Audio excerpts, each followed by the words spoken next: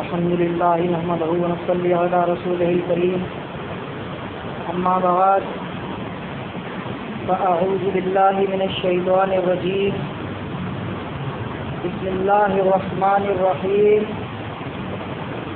أم حسبتم أن تتركوا ولما يعلم الله الذين جاهدوا منكم ولم يتخذوا من دون الله ولا رسوله ولا المؤمنين وليجا والله خبير بما تعملون ما كان للمشركين أن يعمروا مساجد الله شاهدين على أنفسهم بالكفر أولئك حبطت أعمالهم وفي النار هم فيها خالدون إنما يعمر مساجد الله من آمن بالله واليوم الآخر وأقام الصلاة وآتى الزكاة ولم يخشى إلا الله فعسى أولئك أن يكونوا من المهتدين أجعلتم سقاية الحاج وعمارة المساجد الحرام فمن آمن بالله واليوم الآخر وجاهد في سبيل الله ولا يستعون عند الله والله لا يهدي القوم الظالمين. محترم سامعین، آپ لوگوں کے سامنے اللہ کی کتاب قرآن مجید فرقان حمید سے سورہ بقر کی سورہ توبہ کی چند آیات تلاوت کی ہے. آیت نمبر 16 سے آیت نمبر 19 تک. سورہ توبہ جس کے احادیث میں متعدد نام بتائے گئے ہیں، جبکہ دو نام جو ہے وہ زیادہ مشہور ہے، سورہ توبہ اور سورہ برات. کیونکہ اس سورہ کے اندر اللہ کے نبی صلی اللہ علیہ وسلم بیان فرماتے ہیں کہ مشرکین سے برات کا اظہار کیا تھا. اللہ رب العزت نے ان سے جو ہے وہ برات کا اظہار کیا ہے، اس لیے اس کا نام سورہ برات ہے. اور اسی سورہ کے اندر مومنین کی توبہ قبول ہونے کا ذکر ہے. تو یہ دونوں نام جو ہے وہ اس لحاظ سے مشہور ہیں. اور 9 ہجری میں اللہ کے رسول صلی اللہ علیہ وسلم نے ابو بکر صدیق اور علی رضی اللہ عنہ اور ان کے ساتھ دیگر صحابہ کرام کو بھیجا اور کہا کہ اعلان کر دو، گلیوں میں اور کوچوں میں اور بازاروں میں جاؤ اور جو ہے وہ ان لوگوں کو بتا دو. تو لہذا ان صحابہ کرام رضی اللہ تعالیٰ عنہم اجمعین نے گلیوں کے اندر جا کر اعلان کر دیا کہ کوئی بھی مشرک اللہ کے گھر کا طواف جو ہے وہ بڑھانا نہیں کرے گا. اس طرح سے جو وہ معاملہ چل رہا تھا، کہا کہ اب جو ہے وہ کوئی مشرک جو ہے وہ اللہ کے گھر کا طواف جو ہے وہ عریاں نہیں کرے گا. اور آئندہ سال جو مشرک ہیں، جو اللہ کا شریک ٹھہراتے ہیں جو لوگ، ان کو جو ہے وہ حج کی اجازت نہیں ہے. کیونکہ اسی سورہ کے اندر اللہ رب العزت بیان فرماتا ہے کہ انما المشرکون نجس، کہ مشرک جو ہے وہ نجس ہے، وہ ناپاک ہے، وہ پلید ہے، گندا ہے. جس وجہ سے یہ وجہ نہیں ہے کہ وہ نہاتا نہیں ہے یا اس کے اوپر جو ہے وہ گندگی لگی ہوتی ہے یا اس میں سے بدبو آتی ہے، یہ معاملہ نہیں ہے، بلکہ وہ اس لیے نجس ہے، اس لیے پلید ہے کہ اس کا عقیدہ بہت گندا ہے، انتہائی غلیظ عقیدہ ہے. اور ایسا عقیدہ کہ جو اللہ کو گالی دینے کے مترادف ہے۔ اللہ رب العزت بیان فرماتا ہے کہ ابن آدم الشتمنی، کہ اللہ کے نبی صلی اللہ علیہ وسلم نے فرمایا کہ اللہ شکوہ کرتا ہے کہ آدم کا بچہ مجھے جو ہے وہ گالی دیتا ہے۔ تو لہذا یہ اتنی گندی بات ہے جس پہ اللہ رب العزت بڑا ناراض ہوتا ہے۔ یہ جو عام انسانوں میں ہم ماں اور بہن کی گالیاں سنتے ہیں، یہ گالیاں یہ اللہ کے لیے نہیں لگتی، کیونکہ نہ اس کی ماں ہے نہ اس کی بہن ہے، اس کا کوئی رشتہ دار نہیں ہے۔ اس کو جو گالی لگتی ہے وہ یہ لگتی ہے کہ کوئی اس سے جو ہے وہ رشتہ جوڑے، اس کا جو ہے وہ شریک ٹھہرائے، اس کے برابر کسی ہستی کو لے کر آئے، اس کی صفات کے اندر کسی ہستی کو جو ہے وہ شریک کرے، تو یہ اللہ رب العزت کو جو ہے وہ سخت ناپسند ہے اور اسے یہ گالی ہے۔ تو اس عقیدے کی بنیاد پر کہ ان کا یہ عقیدہ تھا کہ عیسیٰ علیہ السلام کو اللہ کا بیٹا سمجھتے تھے، عزیر علیہ السلام کو اللہ کا بیٹا سمجھتے تھے، اور جو اللہ کے برگزیدہ لوگ تھے، جو پیغمبر تھے، جو نیک لوگ تھے، ان کو جو ہے وہ اللہ کے بارگاہ میں جو ہے وہ سفارشی ٹھہراتے تھے۔ ود اسوا یغوث یعوق لات منات حب العزیٰ نائلہ، یہ بت جو تھے ان کو وہ الہ نہیں سمجھتے تھے، بلکہ وہ یہ کہتے تھے یہ ہمارے رب نہیں ہیں، یہ اللہ کی بارگاہ میں ہمارے سفارشی ہیں۔ تو اس عقیدے کی بنیاد پر اللہ رب العزت نے ایسے لوگوں کو جن کا یہ عقیدہ ہے کہ اللہ بھی اولاد دیتا ہے، اور یہ بابا اور یہ بت اور یہ قبر والا یہ بھی اولاد دیتا ہے، اللہ بھی مشکل کشا ہے، اور یہ علی رضی اللہ عنہ اور یہ قبر والا بھی مشکل کشا ہے، یہ تعویذ کا ٹکڑا، یہ دھاگا، یہ چھلا، یہ سیپی اور یہ انگوٹھی، یہ پتھر، یہ بھی جو ہے وہ مشکل کشائی کر دیتے ہیں، یہ بھی جو ہے روزی کے اندر، یہ بھی جو ہے کمائی کے اندر جو ہے وہ ایک تبدیلی لا سکتے ہیں۔ اگر کاروبار نہیں ہو رہا تو یہ فیروزہ پہن لو تو قسمت جو ہے وہ بدل جائے گی۔ تو یہ عقیدے کی بنیاد پر اللہ رب العزت نے ایسے انسان کو نجس کہا ہے، پلید کہا ہے، اور ایسے لوگوں کو اللہ کے نبی صلی اللہ علیہ وسلم نے فرمایا کہ ان لوگوں کو بتا دو کہ ان کے لیے مسجد الحرام اور ان کے لیے جو ہے وہ کعبے کا طواف نہیں ہے، یہ پاک جگہ ہے،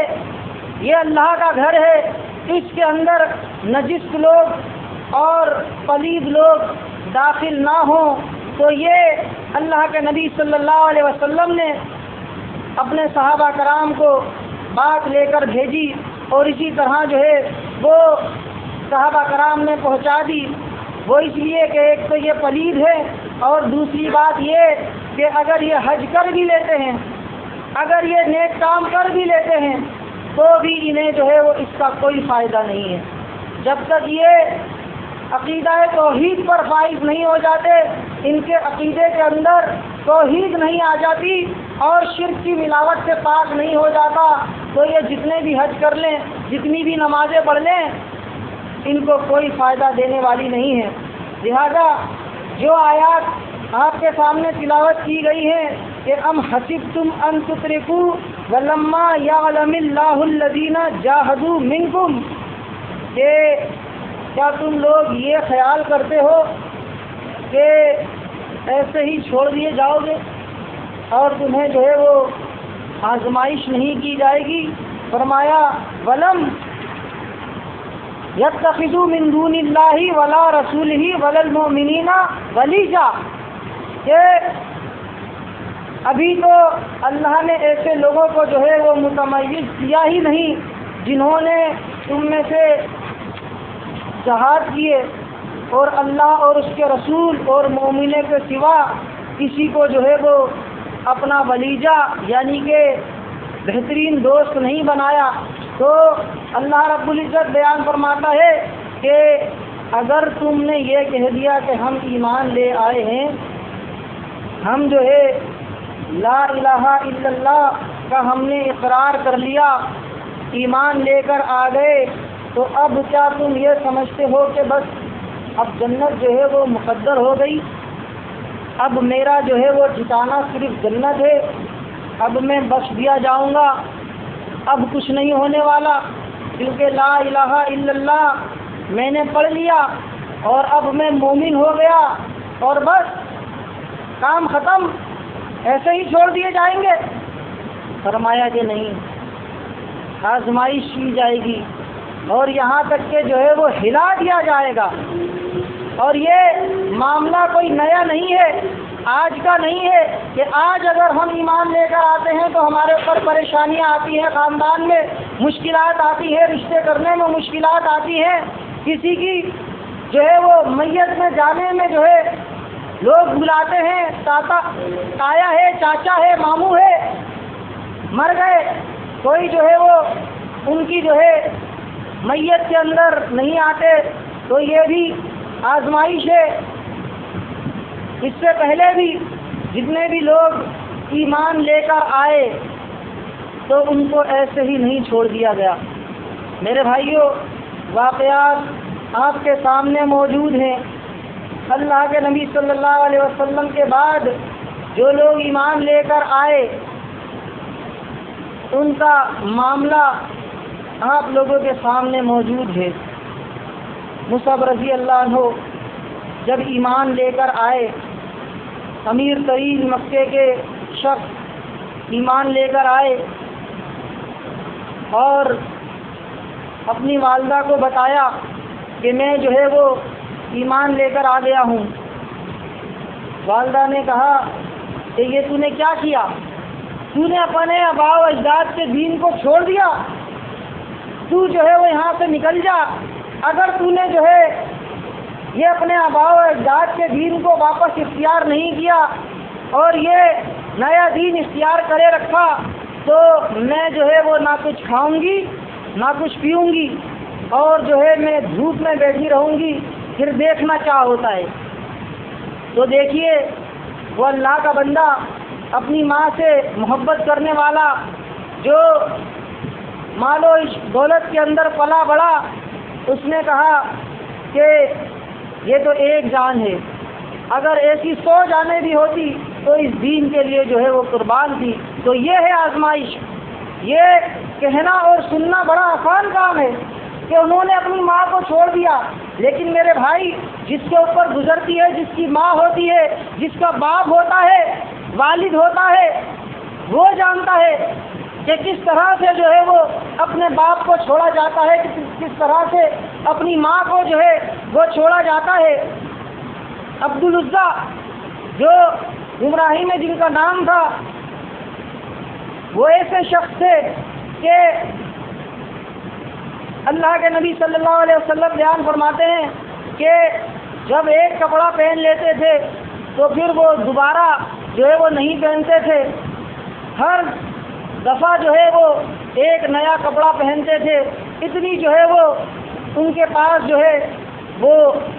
مال و دولت تھی، تو یہ ان کا معاملہ تھا۔ اسی طرح سے ایک اور صحابی تھے، وہ بھی بڑے امیر ترین اور جو ہے وہ مال و دولت میں پلنے والے، پھر اس کے بعد جب ایمان لے کر آئے تو ان سے بھی جو ہے ان کے چچا نے، ان کے جو ہے وہ والدین نے ان کو اپنی دولت سے جو ہے وہ کہا کہ اب تمہارا اس کے اندر جو ہے وہ کوئی حصہ نہیں ہے۔ تو جب وہ اللہ کے نبی صلی اللہ علیہ وسلم کی خدمت میں آئے اس حال میں کہ ان کے کپڑوں کے اوپر جو ہے وہ پیبند لگے ہوئے تھے، اللہ کے نبی صلی اللہ علیہ وسلم نے ان کو دیکھا اور ان کی آنکھوں میں آنسو آ گئے، کہا کہ دیکھو یہ وہ شخص ہیں جنہوں نے ایمان کو حاصل کیا تو اپنے کپڑے تک اتار دیے، یہ جو ہے وہ ان کا معاملہ تھا۔ تو میرے بھائیوں، جب بھی ایمان کو اختیار کیا گیا ہے تو آزمائشیں آئی ہیں، مشکلات آئی ہیں۔ یہ تو گھر والوں کا معاملہ تھا۔ بلال رضی اللہ عنہ، ان کا واقعہ آپ کے سامنے موجود ہے۔ غلام تھے، غریب تھے،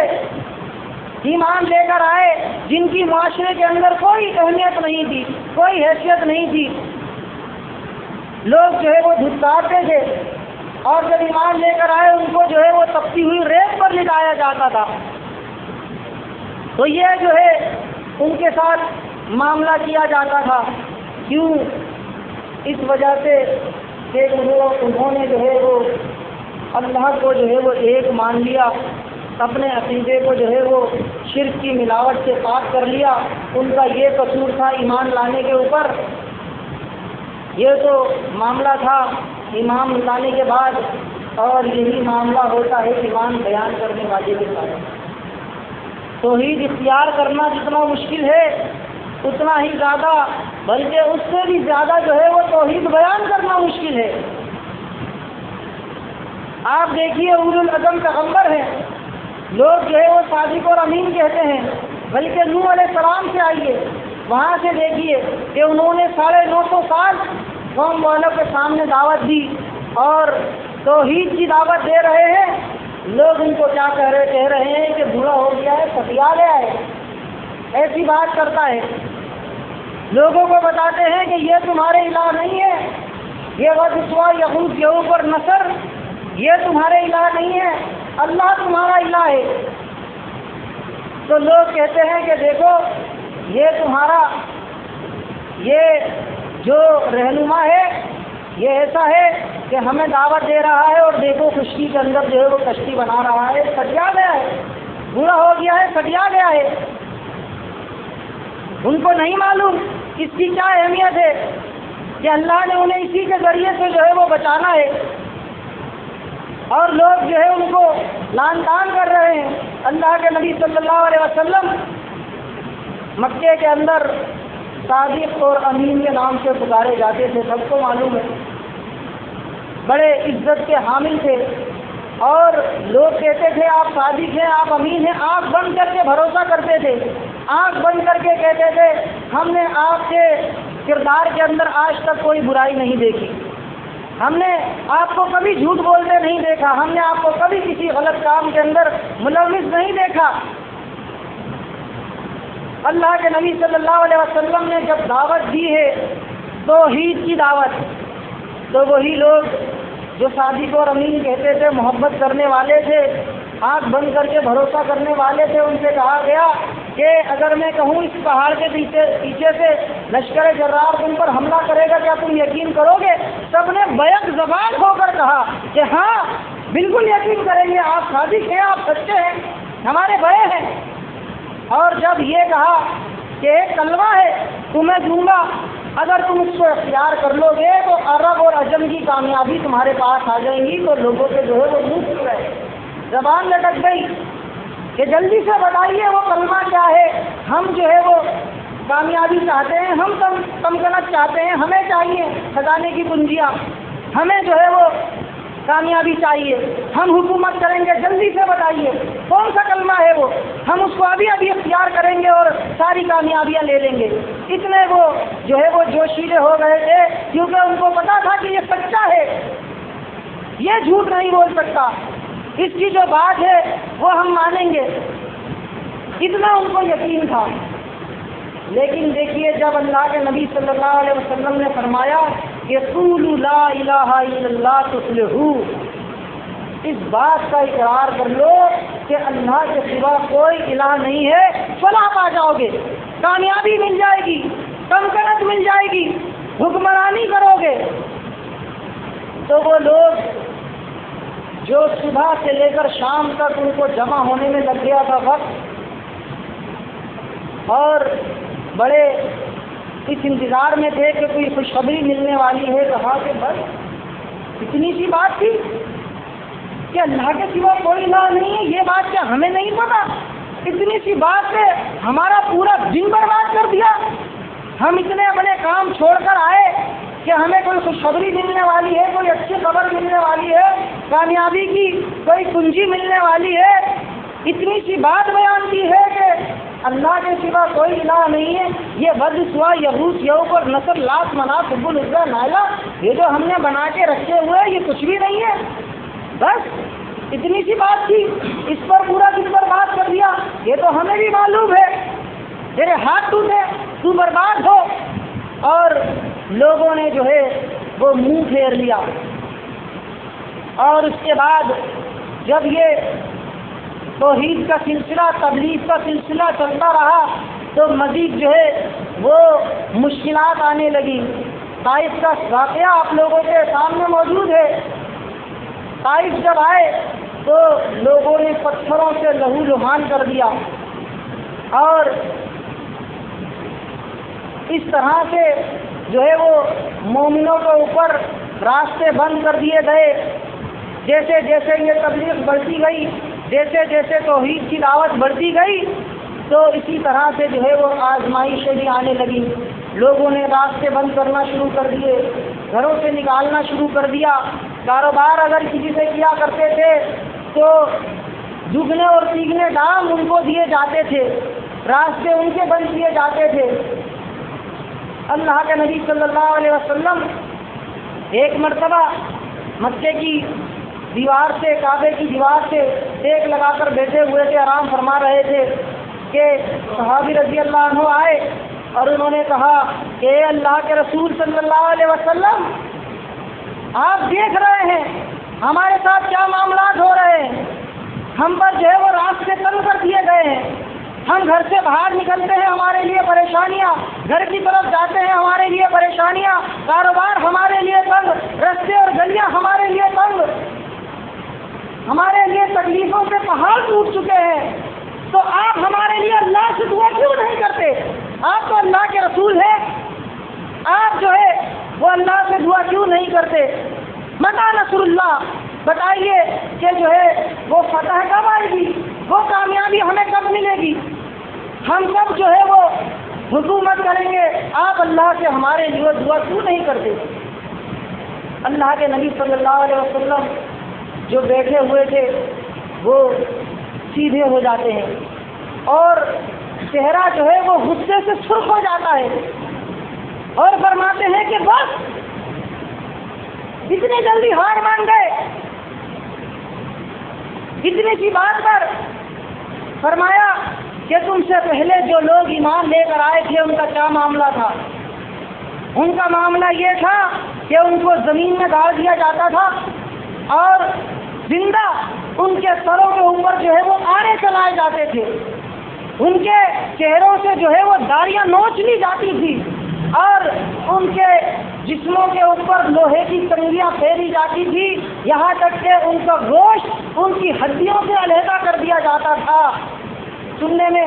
بڑی آسان بات ہے یہ، آج ایک چھری کو بھی دیکھ کر جو ہے وہ خوف آتا ہے کہ ہاتھ کٹ جائے گا تو کیا ہوگا، چھری سے کٹنا اور لوہے کی کنگھی سے جسم کے اوپر سے گوشت اکھاڑنا، میرے بھائیوں یہ ہے آزمائش۔ تو معلوم ہوا جو دین بیان کر رہا ہے اس کے لیے بھی آزمائش، جس طرح سے انبیاء نے دین بیان کیا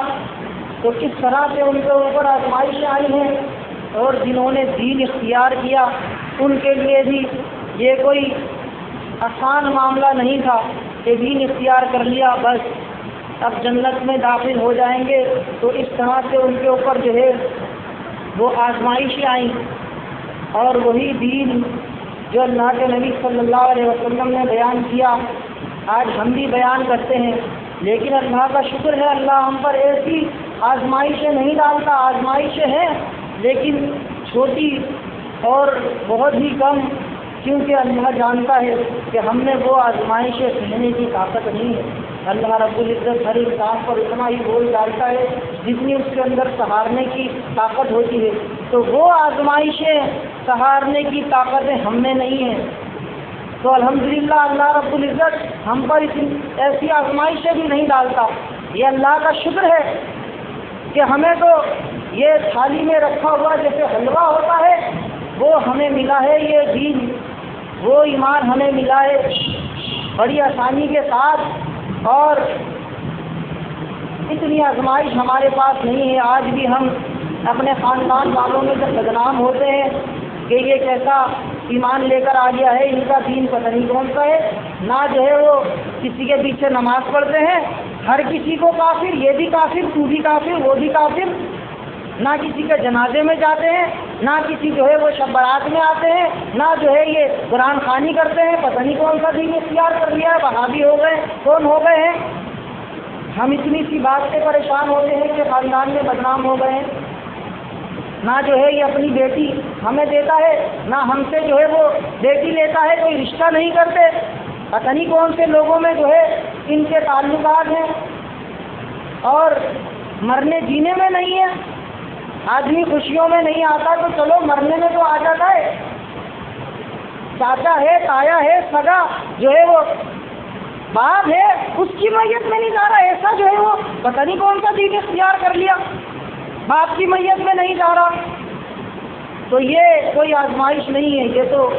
بہت ہی چھوٹی باتیں ہیں اگر ان سے موازنہ کیا جائے۔ جو اس وقت جو ایمان لے کر آتے تھے ان کے ساتھ جو معاملہ تھا، آج تو ہمارے ساتھ کوئی معاملہ نہیں ہے۔ تو اللہ رب العزت بیان فرماتا ہے کہ ام حسبتم ان تترکوا ولما یعلم اللہ الذین جاہدوا، کہ تم یہ خیال کرتے ہو کہ ایسے بھی جو ہے وہ چھوڑ دیے جاؤ گے اور تمہاری جو ہے وہ آزمائش نہیں کی جائے گی۔ ابھی اللہ رب العزت نے ان لوگوں سے تو تمہیں فرق کیا نہیں ہے جنہوں نے جو ہے وہ جہاد کیے اور جو ہے وہ اللہ اور اس کے رسول اور مومنوں کے سوا انہوں نے کسی کو دوست نہیں بنایا دوسرے لوگوں کو۔ اور واللہ خبیر بما تعملون، کہ اللہ تمہارے سب کاموں سے واقف ہے۔ ما کان للمشرکین ان یعمروا مساجد اللہ شاہدین علی انفسہم بالکفر۔ اللہ رب العزت بیان فرماتا ہے کہ مشرکوں کو یہ زیب نہیں دیتا کہ وہ اللہ کی مسجدوں کو آباد کریں، اللہ کے گھر کو آباد کریں۔ آپ نے کبھی یہ سنا ہے کہ کوئی عیسائی مسجد بنا رہا ہو؟ کبھی نہیں سنا ہوگا۔ عیسائی اپنا گرجا بنائے گا، چرچ بنائے گا، وہ اس میں اپنی عبادت کے جو طریقے ہیں اس میں کرے گا۔ کبھی ہندو کو نہیں دیکھا ہوگا کہ وہ مسجد کی تعمیر کروا رہا ہے اور کہے گا کہ بھائی اب اس میں جو ہے 5 وقت کی اور نماز جو ہے وہ ہم ادا کروائیں گے، اس کو ہم جو ہے وہ آباد کریں گے۔ کبھی ایسا سنا ہے کسی نے؟ کسی سکھ نے، کسی یہودی نے، کسی جو ہے اور مذہب والے نے